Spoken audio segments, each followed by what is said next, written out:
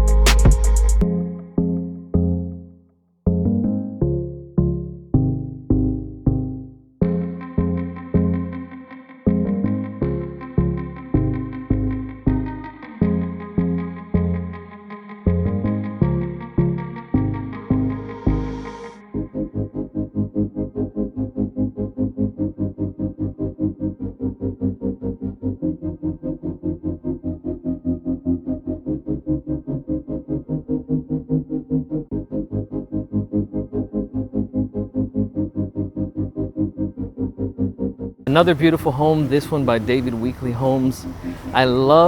Just want to walk over here and show you this patio area that they have. It's on the side of the home. It's pretty unique. And you saw it from the inside, the side entry.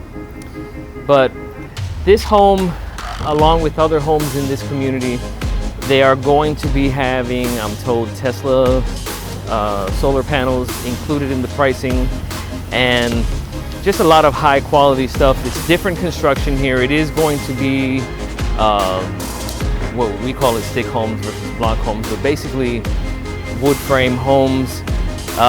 So you want to make sure you have a good termite bond, but that doesn't mean that it's bad. It's just a different material due to the local ordinances of the city. But if you like this content, please hit like. I'd love to hear any comments you have below, and feel free to like, subscribe, hit the bell notification icon, and as always, my contact information is below, so please reach out to me by a phone call, text, or email.